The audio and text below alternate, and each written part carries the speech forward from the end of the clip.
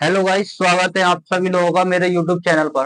दोस्तों, आज मैं आपको बताऊंगा कि दिल्ली में हो रहे विधानसभा चुनाव में वहां की स्थिति क्या रही।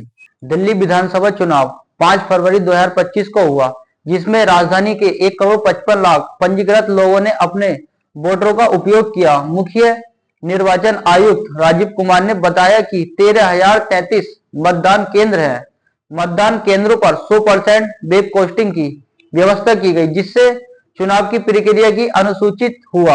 अब बताऊंगा कि चुनाव प्रक्रिया और मतदान केंद्रों की क्या व्यवस्था थी। दिल्ली में कुल 70 विधानसभा सीटें हैं, जिनमें 58 सामान्य श्रेणी में आती हैं और 12 सीटें अनुसूचित जाति के लिए हैं। चुनाव आयोग ने बताया कि 2697 जगहों पर केंद्र होंगे और 13,033 केंद्र स्थापित किए गए, जिनमें से जो मॉडल मतदान केंद्र है वो है 210 और 70 केंद्र महिलाओं संचालित के लिए स्थापित किए गए हैं। 70 दिव्यांग कर्मचारी द्वारा संचालित मतदान केंद्र शामिल किए गए हैं। हर एक मतदान केंद्र पर 1191 मतदाताओं की व्यवस्था की गई। मुख्य निर्वाचन आयुक्त राजीव कुमार ने बताया कि दिल्ली में 1,55,00,000 पंजीकृत मतदाता हैं, जिनमें 83,49,000 पुरुष और 71,74,000 महिला शामिल हैं और युवा वोटर जो कि 20 से 21 वर्ष की संख्या 28,90,000 है, जबकि पहली बार मतदान करने वाले युवाओं की संख्या 2,08,000 है। अनेक राजनीतिक दलों की क्या स्थिति है। भारतीय जनता पार्टी, दूसरा है आप आदमी पार्टी, तीसरा कांग्रेस पार्टी। पिछली बार विधानसभा चुनाव में केजरीवाल ने 70 में से 62 सीटों पर जीत हासिल की थी और वहीं भारतीय जनता पार्टी ने 70 में से कुल 8 सीटें हासिल की थी। और तीसरा है कांग्रेस पार्टी, जो कि कांग्रेस पार्टी को 70 में से सिर्फ एक भी सीट नहीं मिली थी और कांग्रेस का प्रदर्शन उस चुनाव में शून्य रहा। इस बार चुनाव में भी इन तीनों पार्टियों के बीच बहुत फर्क देखने को मिलेगा। देखिए कौन सी पार्टी का चुनाव करने का प्रचार और क्या मुद्दे हैं। चुनाव प्रचार के दौरान विभिन्न पार्टी ने अपने अपने और वादों के साथ मतदाताओं को अपनी ओर आकर्षित करने का प्रयास किया। और देखिए केजरीवाल ने अपने कार्यकाल में जो भी काम किया, जैसे शिक्षा, स्वास्थ्य और बुनियादी सुविधाओं में जो सुधार किया, और भारतीय जनता पार्टी ने राष्ट्र के मुद्दों, सुरक्षा और विकास के वादों के साथ साथ अपना प्रचार किया।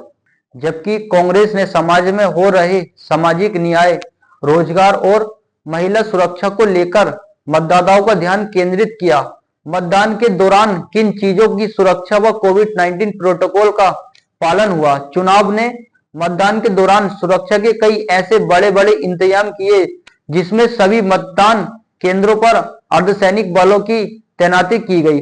मतदाताओं को मास्क पहनना बहुत जरूरी था, सोशल डिस्टेंसिंग का पालन करना बहुत जरूरी था। इसके अलावा सैनिटाइजर का उपयोग भी किया गया।